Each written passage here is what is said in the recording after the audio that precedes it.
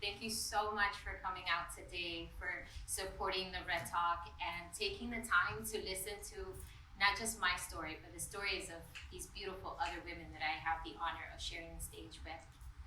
But before we get started, I have one question for you. Show of hands. How many of you have ever said the phrase, "I'm fine," all the while feeling a burning fire sensation inside so intensely you thought you were going blind? Go ahead, raise your hands. Beautiful. So I'm not alone. That's amazing. Okay, so go ahead and close your eyes for a second. I want you to take a deep breath in and exhale. Now imagine you're walking down the street and you see a 5-story building on fire. The flames burst through the 5th floor window, shattering the window, making it rain on the innocent bystanders. You notice that the flames are dancing, almost as if they're being called by the top of the rooftop. But your attention is slightly broken by the sirens of the fire truck fastly approaching. The firemen jump out of the truck, quickly attach the hose to the fire hydrant, line up, grab the hose, and begin to spray down the building. Shh. As they try and try and try, nothing seems to work. It's not helping, but quite the opposite. It's only causing it to be bigger. Unable to tame it, unable to figure out the source of the fire, they decide to call an investigator. What if for a moment you are that detective? You got your trench coat on, you got your notepad in your hand, and you receive a call about this fire. And that in this fire, there can be heard someone in agonizing pain. So of course, you would want a partner. That makes sense, right? Don't you think that you need a partner to engage any and all investigations? You can go ahead and respond. Yes. Okay. But you make your way to the rooftop, and upon getting there, you realize there's a woman there. She has no jacket, no clothes, nothing. She is naked, but in extreme pain. She is the fire. Ice bags are being placed all around her. And as you walk closer to her, you realize her eyes are closed tightly because the warmth and heat of her tears sting so badly, she cannot open her eyes to see you. So you ask her, "Miss, are you okay?" She replies, "Oh, I'm fine." As she says this, you realize that there's a detachment between her words and her voice. What and where was this detachment coming from? How was it possible that she could be standing there, utterly naked, and be the source of this fire? So as you continue to do your investigation, you take notice of the color pigmentation of her skin. You see a trail of dead, dry skin on the ground. Her skin is now covered in hives that are only growing and growing.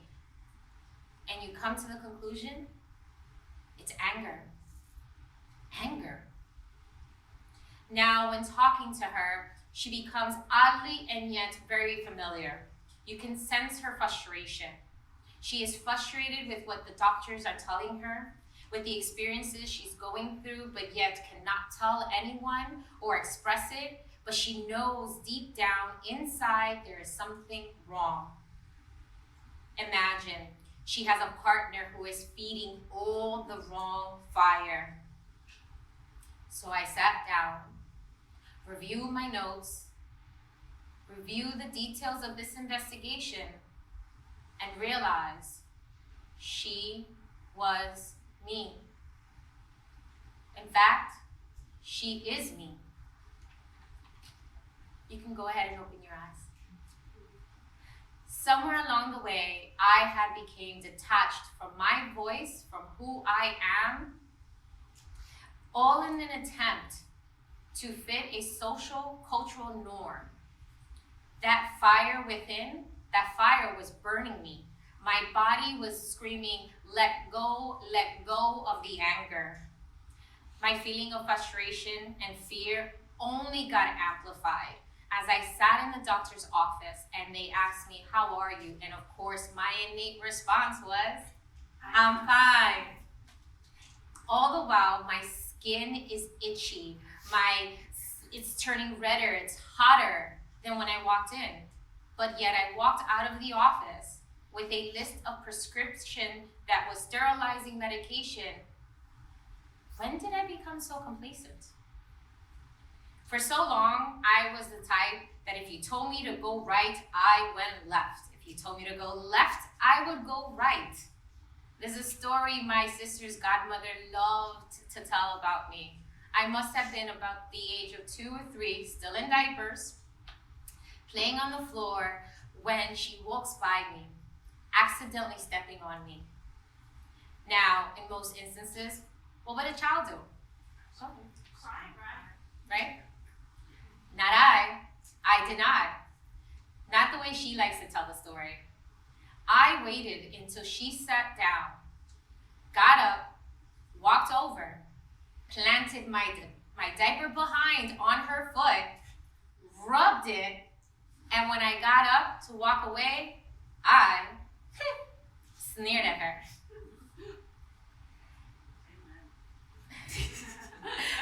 But yet the concept of be a nice girl, don't be so difficult.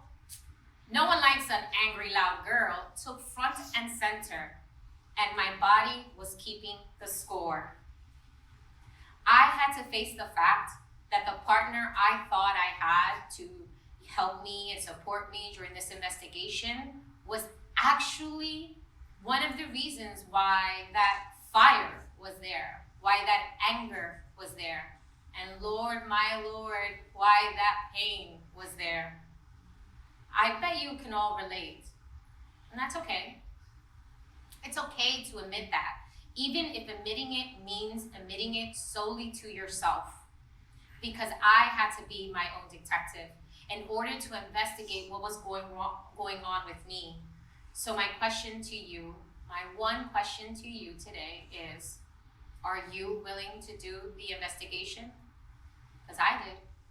I had realized that I had embodied the numbness of I'm fine, that I had accepted the role of the doormat, and in doing so, I too was to blame because I made it acceptable.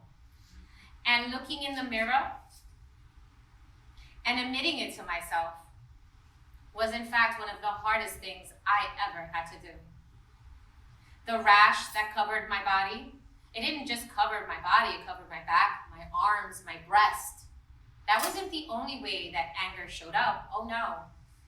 I started realizing that along the time frames of my cycle, the color of my cycle was off. It had a heavier smell of metal. I was also developing vaginal cysts. In addition to, my pH was off. I felt as if the world knew and can smell me. And yet, I get a new physician, a holistic physician who also is my teacher. And when asked yet again, my response is, I'm fine. We don't realize sometimes that the person we think is great for us is actually the source of why we're stuck in the place that we're stuck in. That in fact, they are an actual reflection of the continual cycle of the toxic male and female dynamic. Something which I grew up with all too well. Imagine growing up and having the adults around you pretty much emphasize that the male narcissistic behavior is just what men do. It's how they are. And that becoming the sacrificial lamb is the only way for you to show A, you're good enough, and B, you're a good woman. And so you sit there with a glare over your eyes, smile, and say, I'm fine. It It was only a matter of time before the eruption that was brewing in and around me would finally flood out. And like most eruptions, it did. In the midst of trying to find my voice and heal my skin, I not only had to confront my partner and the relationship we had, but I also had to really look in and do the work on my inner child and the trauma that was normalized and ingrained with me. See, that duality was the very war within me. Anger, like any other emotion, has layers, and I was being forced to let it go.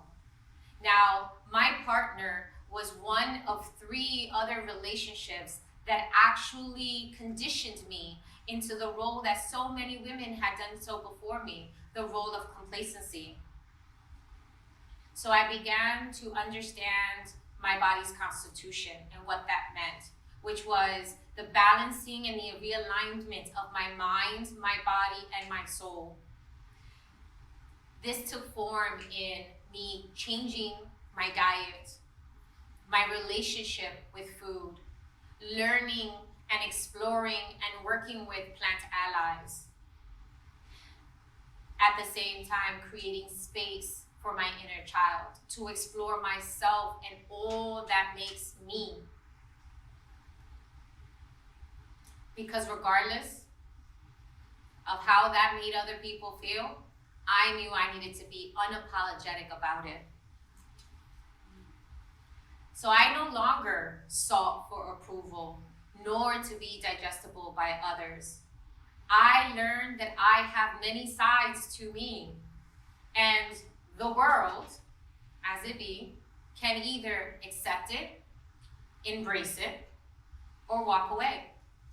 But if there's one thing I can say, if there's one thing I can guarantee, is Lord Jesus, baby Jesus, you gonna miss it. The relationship did come to an end, as it should. But to be truthful, I hold no anger towards him or any other. In fact, they all played a part because they were the evidence that I needed to do the intergenerational work that needed to be done.